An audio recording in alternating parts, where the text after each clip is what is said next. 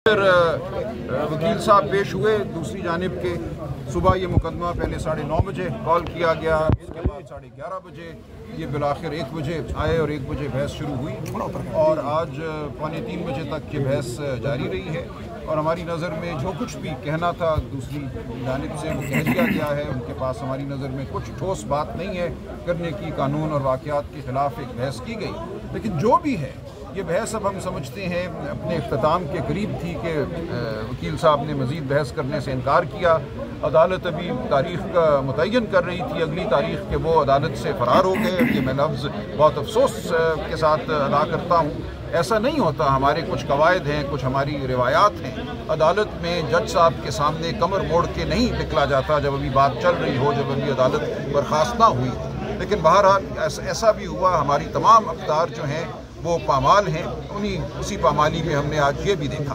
लेकिन बहरहाल जज साहब ने हमारे भरपूर एहतजाज और इल्तिजा के बाद या बावजूद 24 तारीख़ अब मुकर्रर की है, लेकिन ये साथ डायरेक्शन दी है कि उस दिन बहस मुकम्मल की जाएगी और हम समझते हैं कि फ़ैसला करने में उसके बाद कोई ताख़ीर नहीं होगी। 24 तारीख़ का हमें इंतज़ार है।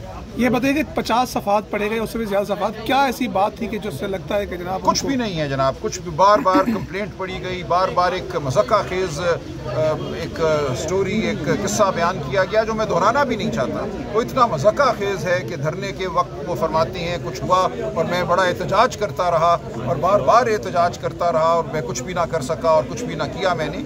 हमने पिछली डेट पे इस्तदा की थी, मैं अभी दोहराऊँगा नहीं, अगली तारीख़ पे हम याद दहानी कराएंगे जज साहब की, इन साहब का जो कंप्लेनेंट है इनका क्या किरदार रहा है माजी में और इनकी जो गवाही है वो कितनी काबिल एतबार है। ये अदालती बात है, मैं यहाँ नहीं करता, लेकिन अगली तारीख़ में तमाम बातें होंगी। ये इल्तवा क्यों बार बार लिया जा रहा है, इसकी क्या रीज़न है? इल्तवा की वजह बिल्कुल वाज़ेह है, मकसद यही है कि मामले को तूल दिया जाए, क्योंकि मुकदमे में अगर जान ना हो तो वकील ऐसा ही करते हैं। तो मुकदमे में जो कुछ है वो तो खुलकर सामने आ गया, अब उसके बाद फ़रार और ताख़ीर ही एक हरबा है जो इनके पास रह जाता है। लेकिन कितनी देर चलेगा ये?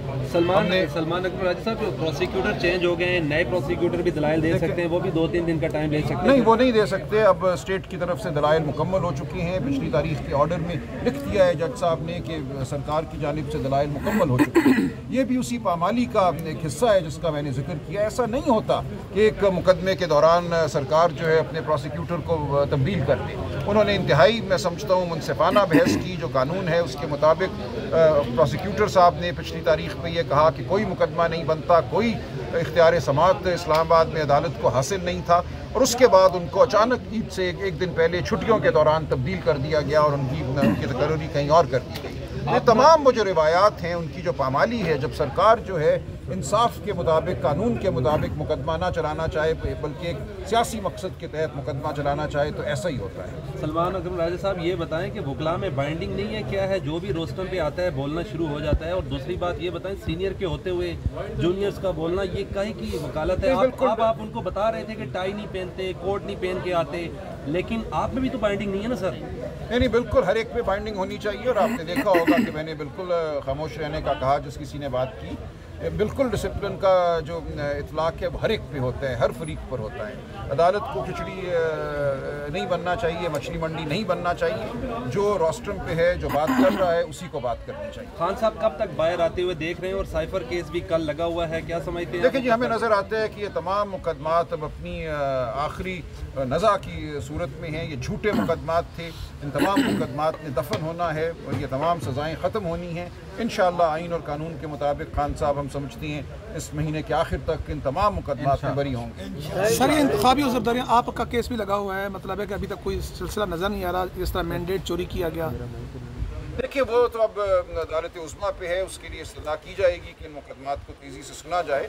जो रिज़र्व सीट्स का मामला है, जो मैंडेट की चोरी का मामला है, ये तमाम मामला अब अदालतों के सामने हैं और अदालतों पर मैं समझता हूँ पाकिस्तान के अवाम का एक तकाजा भी है और एक बोझ भी है। 32 साल हो गए सर आपको वकालत करते हुए, लेकिन आपको भी इंसाफ नहीं मिला जो आपके हल्के में? देखिए, वो चल रहा है, हम चलाएंगे, लेकिन मैं बिल्कुल आपको ये नहीं कहूँगा कि इस मुल्क में हमेशा इंसाफ होता है। हमने देखा 32 20 سال کی بات نہیں ہے، 76 سال کا قصہ ہے۔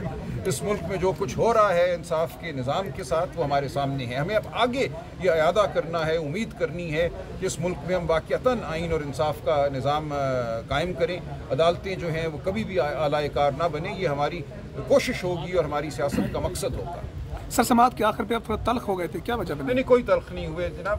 آپ نے سائنس کا، الجبرے کا اور مختلف جو ہے کہا کہ لیسن دیکھیں اگر وہ یہ فرماتے ہیں وکیل صاحب کہ میں 5 گھنٹے مزید ابھی بحث کروں گا، تو ہم نے یہی کہا کہ اگر یہ انسائکلوپیڈیا بریٹانیکا آ کے پڑھنا چاہتے ہیں تو عدالت اس کی اجازت نہیں دے گی۔ عدالت ہی نے ڈسپلن جو ہے وہ قائم کرنا ہے اور کرانا ہے، تو اتنی گزارش تھی ہماری۔ یہ بتائیے گا کہ بشرا بی بی نے الزام لگایا تھا کہ ان کو ہارپک ڈال کے پلایا گیا، لیکن ان کے جو ڈاکٹر ہیں وہ تو کہتے ہیں کوئی ایسی بات نہیں۔ لیکن میں اس بارے میں کوئی معلومات نہیں رکھتا، یہ میرے سے متعلق معاملہ نہیں۔ سر یہ سماعت مزید کتنی چلے گی اس کیس کی؟ عثمان گل صاحب کی کلائنٹ یہ دیکھیں اس معاملے کے حوالے سے میری کوئی گفتگو نہیں ہوئی، ہر چیز میں تو میں ان کا وکیل نہیں ہوں۔ سر یہ ادھر والا معاملہ مزید کتنی سماعتیں لے سکتا ہے؟ لیکن میرا خیال ہے اب 24 تاریخ رکھی ہے جج صاحب نے، اس کو 24 کو ہی ختم ہو جانا چاہیے، زیادہ سے زیادہ 25 تک۔ ایک منٹ سر، ایک منٹ